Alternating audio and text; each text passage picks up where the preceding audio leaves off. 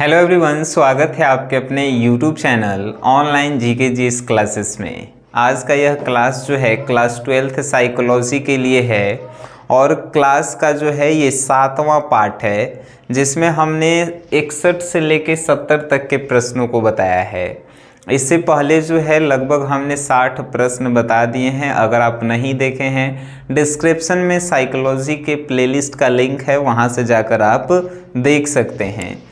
तो चलिए आज की इस वीडियो का शुरुआत करते हैं। पहला क्वेश्चन है कि क्रेस्मर के अनुसार व्यक्तित्व प्रकारों को लिखें। यानी कि क्रेस्मर के अनुसार व्यक्ति के कितने प्रकार हैं, उन प्रकारों को बताना है।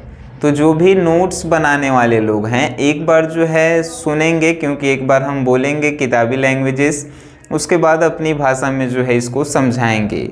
तो जो नोट्स बनाएंगे उनके लिए, क्रेस्मर के अनुसार व्यक्तित्व 4 प्रकार के होते हैं। तुंदित, पहला जो है तुंदित है, अर्थात गोल मटोल व्यक्ति होते हैं। दूसरा पुष्टकाय, अर्थात शरीर से हट्ठा कट्ठा। तीसरा कृष्टकाय, अर्थात सौंदर्य कृति, यानी कि कृष्टकाय मतलब कि सुंदर रूप रंग वाला। चौथा नम्य, अर्थात गोल मटोल होके, लंबा चौड़ा होके, ये जेकरा में सब गुण होके, सुंदर भी होके, गोल मटोल भी होके, लंबा चौड़ा भी होके। ठीक है, तो 4 प्रकार के होते हैं क्रेस्मर के अनुसार व्यक्ति, सब जान गए। अब नेक्स्ट है क्वेश्चन कि मानव व्यवहार पर जल प्रदूषण के प्रभाव का वर्णन करें। यानी कि मानव के व्यवहार पे जल का क्या प्रभाव पड़ता है, उसके बारे में आपको लिखना है। चलिए बनाने वालों के लिए, मानव व्यवहार पर जल प्रदूषण के निम्नलिखित प्रभाव पड़ते हैं। पहला, जल प्रदूषण से मानव में रोगों की उत्पत्ति होती है, जैसे कि पीलिया, हैजा। दूसरा, जल प्रदूषण से मानव के चारों तरफ का वातावरण अशुद्ध हो जाता है। तीसरा, जल प्रदूषण से मानव की शारीरिक स्थिति जो है दुर्बल हो जाती है। देखिए, अगर आपका जल प्रदूषित हुआ है और उसका आप सेवन कर रहे हैं, पहला क्या होगा तो पीलिया हैजा नामक रोग होगा। दूसरा क्या होगा कि आपका शरीर जो है कमज़ोर पड़ जाएगा। तीसरा क्या होगा तो आपका जो है चारों तरफ का जो वातावरण है, पर्यावरण, वो जो है अशुद्ध हो जाएगा। ठीक है, अगर आप साइकोलॉजी के नोट्स लेना चाहते हैं तो नोट्स के लिए भी जो है सुविधाएं हैं, लेकिन पूरे साइकोलॉजी के लिए 101 रुपया जो है आपको पेमेंट करने होते हैं। पेमेंट कैसे करना है तो एक नंबर दिया जा रहा है, जिस पे गूगल पे, फ़ोन पे, जिस भी तरीक़ा से आप करना चाहें पेमेंट कर सकते हैं। नंबर है 9608339424। यही नंबर जो है फिर व्हाट्सएप का भी है। इस नंबर पे पेमेंट करने के बाद इसी नंबर पे पेमेंट का स्क्रीनशॉट, अपना नाम और डिस्ट्रिक्ट का नाम लिखकर भेजना है। आपको 5 मिनट के अंदर PDF प्रोवाइड कर दिया जाएगा। साइकोलॉजी के PDF में साइकोलॉजी के चैप्टर वाइज ऑब्जेक्टिव रहेंगे। लघु उत्तरीय 100 से 110 प्रश्न मिलेंगे और दीर्घ उत्तरीय प्रश्न मिलेंगे लगभग 20 से 30 प्रश्न। तो लेना चाहते हैं, इंटरेस्टेड लोग हैं, नोट्स ले सकते हैं। और जो हम अपने आप को गरीब मान लिए हैं कि हम गरीब हैं सर, नोट्स नहीं ले सकते हैं, वीडियो देख के पढ़िए। हम तो नोट्स बनाने वाले के लिए एक बार बोल भी दे रहे हैं, है कि नहीं।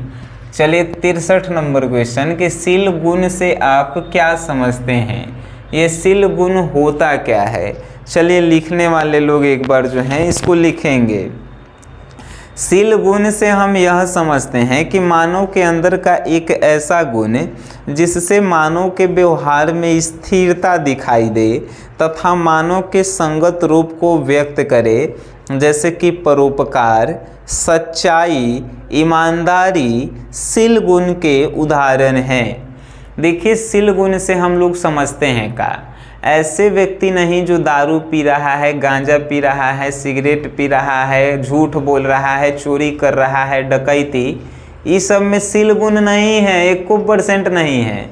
शील गुण कहने का मतलब कि वैसा व्यक्ति शांत स्वभाव का हो, हमेशा सत्य बोलता हो और ईमानदारी के पथ पे चलता हो। भले तनी मनी नशा करे, खैनी खा लेवे, सिगरेट पी लेवे कभी कभी, लेकिन सच्चा हो, ईमानदार हो और लोगों की भलाई का काम करता हो, शांत स्वभाव का हो, उस व्यक्ति में शील गुण पाए जाते हैं। शील गुण ही होते हैं पूरा, समझिए तो उसमें। नेक्स्ट है कि आत्महत्या के रोकथाम के सुझाव बताएं। अगर आप आत्महत्या करे जा रहे हैं, चाहे आपका दोस्त करे जा रहा है, तो उसको कैसे हम लोग रोक सकते हैं, वह उपाय बताना है। ये घड़ी आत्महत्या कैसे करता है सब, कोनो परीक्षा में फेल हो गया, लो आत्महत्या जाइथियाँ करे, कोनो धोखा दे दी तो जा रहे हैं आत्महत्या, दे दी मतलब दे दी या दे दिया, लड़का लड़की के भी दे सकती है धोखा, लड़की लड़का के भी। तो ये सब जो है ये कम दिमाग वाला काम करता है सब आत्महत्या वाला। हमारा तो ऐसा कोई फीलिंगे नहीं हुआ कि हम आत्महत्या करें। तो ये सब नहीं होना चाहिए। आपको जो है इस पृथ्वी पे एक के बार भेजा गया है, उसका जो है आप फ़ायदा उठाइए, नहीं तो जाइए कीजिए, है कि नहीं। हम कौन रोकले हैं जाके। हम तो कहेंगे कि आओ ऊंचा पर से कूदना कि मीडिया उडिया आवे तनी नाम उम होके कि मरला के बाद तो कम से कम नाम करके जाएगा। चलिए इसके रोकथाम के जो है कुछ उपाय आपको बताते हैं। तो आत्महत्या के रोकथाम के निम्नलिखित उपाय हैं। किसी अपने से बातचीत करें।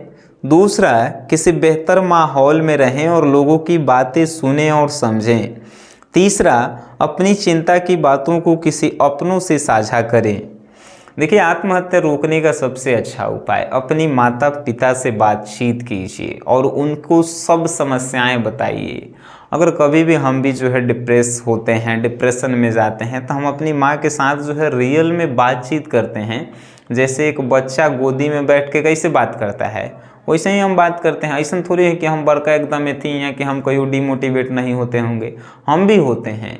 उस समस्या का सॉल्यूशन जो है आपके माता पिता कितनों नहीं पढ़ल लिखल रहे, लेकिन समस्या का सॉल्यूशन उनके पास होता है। आप मानिए या ना मानिए, हमारे नज़र में होता है, ठीक है। तो हम कभी भी डिप्रेस्ड होते हैं तो उनके पास जाते हैं, आराम से जो है गोदी में सोइए और पूरा समस्या उनको बताइए कि आपके साथ क्या क्या हो रहा है। वो लोग जो है आपको एकदम समाधान निकाल कर देंगे। आत्महत्या से बचे के ये हमर उपाय जो था हम आपको बताएं, किताब में जो था वो हम आपको बता दिए, है कि नहीं। चलिए नेक्स्ट, साक्षात्कार के अवस्थाएं क्या है, यानी कि साक्षात्कार इंटरव्यूज के जो है कितनी अवस्थाएं हैं। चलिए तनी लिखे वाला सुन लेना सब। साक्षात्कार का उद्देश्य कुछ भी, लेकिन साक्षात्कार मूलतः 3 अवस्थाओं में होता है। पहला, साक्षात्कार की प्रथम अवस्था में साक्षात्कार लेने वाले और साक्षात्कार देने वाले के बीच बातचीत साधारण तरीके से होती है जब तक कि साक्षात्कार देने वाला सहज ना हो जाए। यानी कि पहला ही समझाना चाहता था कि साक्षात्कार की पहली अवस्था ये होता है कि साक्षात्कार देने वाला जब तक कंफर्टेबल नहीं हो जाए तब तक इंटरव्यू आगे नहीं बढ़ता है। जैसे मान के चलिए कि हम इंटरव्यू ले रहे हैं, आप इंटरव्यू देवे आएँ, तो जब तक आप कंफर्टेबल फील नहीं करेंगे तब तक हम इंटरव्यू आगे नहीं बढ़ाएंगे। अब आप डराइल रहेंगे तो हम थोड़ी इंटरव्यू बढ़ाएंगे। तो पहला ये अवस्था है। दूसरा, साक्षात्कार की दूसरी अवस्था में साक्षात्कार लेने वाला प्रश्नों के अनुसार साक्षात्कार देने वाले के ज्ञान, परिपक्वता, रहन सहन आदि के बारे में जानने का प्रयास करता है। जो साक्षात्कार लेता है दूसरा अवस्था ये होता है, मान के चलिए हम साक्षात्कार ले रहे हैं, आपका ले रहे हैं, तो दूसरी अवस्था ये है कि हम आपके बारे में जानना चाहेंगे कि आपका नाम क्या है, आप क्या करते हैं, आप कैसा आपका रहन सहन है, आप कहाँ से बिलोंग करते हैं, कैसा खाना पसंद करते हैं, कैसा रहना पसंद करते हैं। दूसरी अवस्था ये होती है कि जो साक्षात्कार लेता है वो साक्षात्कार लेने वाले के बारे में जानता है।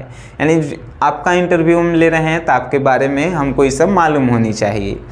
तीसरी साक्षात्कार की जो तीसरी अवस्था है उसमें साक्षात्कार का समापन किया जाता है, जिसमें साक्षात्कार लेने वाला, साक्षात्कार मतलब समझ रहे हैं ना, इंटरव्यू, साक्षात्कार लेने वाला साक्षात्कार संबंधी निर्णय लेता है और सामने वाले कुछ सलाह देता है। तीसरी अवस्था ही होती है जब पूरा इंटरव्यू ख़त्म हो जाता है तो आप जो है हमसे सलाह लेंगे कि सर मेरा इंटरव्यू जो है सही गया कि नहीं गया, जो गलती है वो बता दीजिए, हम सुधार लेंगे। तो यही जो है तीसरी अवस्थाएं होती है। नोट्स में पूरा बउआ के तरह लिखा गया है, हाँ, लेकिन किताबी लैंग्वेज लिखल गया है। ये नहीं कि जो हम बोलते हैं वो मेरा देहाती लैंग्वेज होता है, वो आप लिखेंगे कभी भी आपको नंबर नहीं देगा। आपको वहाँ पे जो है किताब के भाषा लिख के आना होगा सर। चलिए नेक्स्ट क्वेश्चन, और खासकर साइकोलॉजी तो समझिए कि हुए है। हरित गृह के प्रभावों का वर्णन संक्षेप में करें। हरित गृह के प्रभाव लिखने वाले लोग, हरित गृह प्रभाव या ग्रीन हाउस प्रभाव एक प्राकृतिक प्रक्रिया है जिसके द्वारा किसी ग्रह या उपग्रह के वातावरण में मौजूद कुछ गैसें वातावरण के तापमान को अपेक्षाकृत अधिक गर्म बनाने में मदद करती है। इन ग्रीन हाउसों में CO2, जलवाष्प, मीथेन आदि शामिल होते हैं।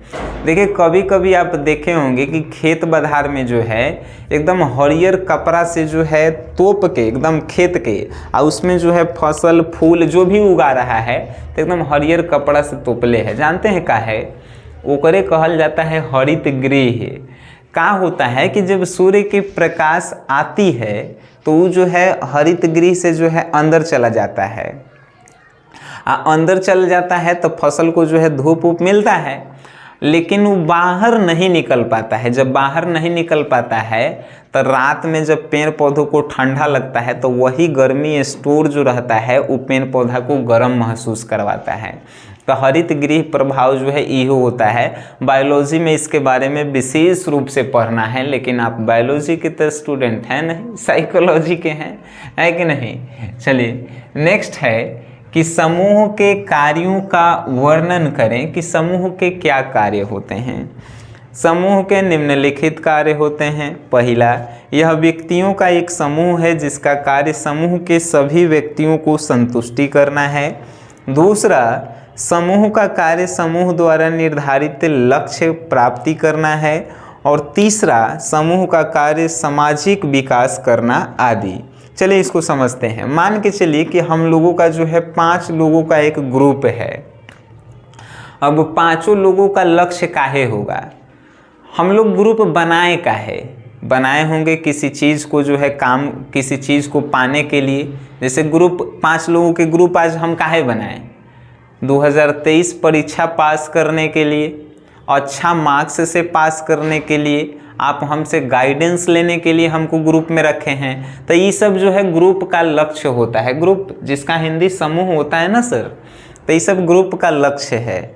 आप लिख लिए होंगे सर जहाँ तक हमें मालूम है, और आप समझ भी गए होंगे कि ग्रुप का लक्ष्य क्या होता है, कि जो भी ग्रुप का जो लक्ष्य होता है उसे प्राप्त करना, कैसे प्राप्त करना उस पर जो है चर्चा करना। बहुत सारे काम हैं। अपन 5 गो ग्रुप के जो दोस्त होगा ना वो सबके देख लेना का वो सब करता है, ग्रुप में क्या करता है, सभी नहीं कि अलग अलग पूछना सब। नेक्स्ट है कि पूर्व धारणा को परिभाषित कीजिए। ये पूर्व धारणा का होता है। पूर्व धारणा मतलब कि पहला ही आप उल्टा सोच लेते हैं। जैसे पहले लिख लीजिए, अप्रत्यक्ष रूप से अनुमानित वह धारणा जो किसी कथन में छिपे हुए अर्थात सत्य को निरूपित करती है पूर्व धारणा कहलाती है। ये आप लिख लिए, हमर समझ से बाहर है, लेकिन आप लिख लिए अच्छा है। अब चलिए हम आपको समझाते हैं। जैसे कि हम कोनो जो है हमर अभी तक घर नहीं देखले है, तो हम मान के चलिए कि हम बता रहे हैं कि हमारे एगो घर है, ठीक है, जेकरा में जो है 2 गो रूम है, एगो जो है आंगन है, फिर एगो जो है चापाकल है कि नहीं, उहे में जो है एगो और कुछ और मान के चलिए लैट्रिन बाथरूम किचन है। तो आप कभी मेरा घर देखे नहीं हैं, लेकिन आपके दिमाग में एगो चित्र बना कि सर जी के ऐसन घर होगा, बनल होगा कि नहीं? घर देखे होंगे किसी का, तक कि नहीं ऐसने होगा सर जी के घर। वास्तव में जो है आप घर मेरा नहीं देखें, लेकिन आपके दिमाग में पहला ही से आ गया कि ऐसा घर होगा, उसी को कहते हैं हम लोग पूर्व धारणा, है कि नहीं। उसी को पूर्व धारणा, यानी जो चीज़ देखे नहीं है लेकिन पहले ही जो है सोच कर दिमाग में वो आ गया, उसी को पूर्व धारणा कहते हैं। नेक्स्ट है कि मनोवृत्ति के कौन कौन से घटक हैं, चर्चा करें। मनोवृत्ति के कौन कौन से घटक हैं तनी समझिए।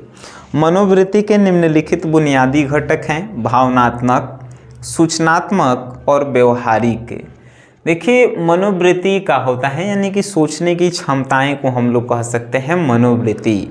पहला भावनात्मक, बहुत सारे लोग जो हैं कि भाव में बह जाते हैं। जैसे कोनो आदमी आके कह दिया कि हम गरीब हैं, हम जो हैं हई हैं, मेरे पास पैसा नहीं है, तो भाव में बह के जो है उसकी मदद कर दिया, वैसे व्यक्ति जो है भावनात्मक कहलाते हैं, है कि नहीं।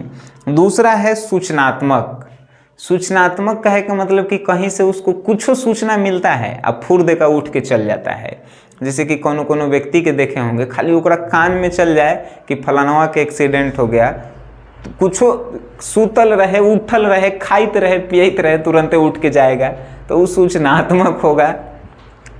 तीसरा व्यवहारिक, यानी व्यवहार को देखकर प्रतिक्रिया करना। अगर मेरा व्यवहार अच्छा आपको लगेगा तो रियल में आप मेरे चैनल को सब्सक्राइब करेंगे कि नहीं करेंगे।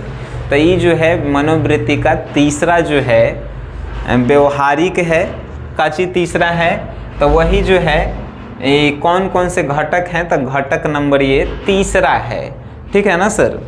और आप लोग जो हैं इस पे विस्तार से भी पढ़ सकते हैं।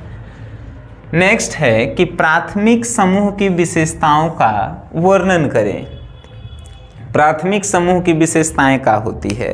प्राथमिक समूह की निम्नलिखित विशेषताएं होती है। प्राथमिक समूह की सदस्यों के बीच घनिष्ठ संबंध होता है।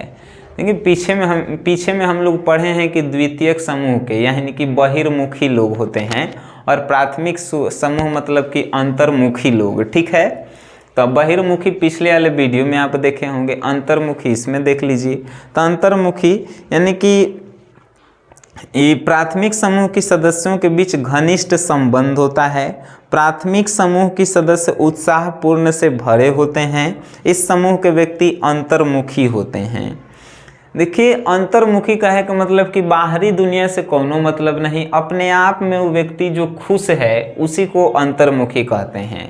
जैसे एग्जाम्पल में आप हमको ले सकते हैं, दिन भर कमरा में बंद रह के पढ़ना और आपको पढ़ाना, और इसी में जो है हम खुश हैं, पूरा मज़ा में हैं, तो हम अंतर्मुखी हैं।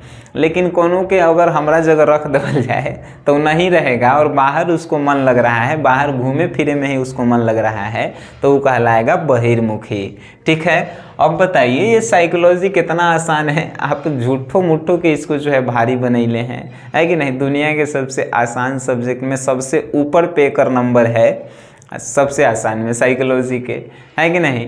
तो आप जो हैं इस वीडियो को शेयर कीजिए उन स्टूडेंट तक जो लोग साइकोलॉजी को हार्ड समझते हैं। बताइए कि कितना आसान है। वीडियो देखें उसके लिए धन्यवाद।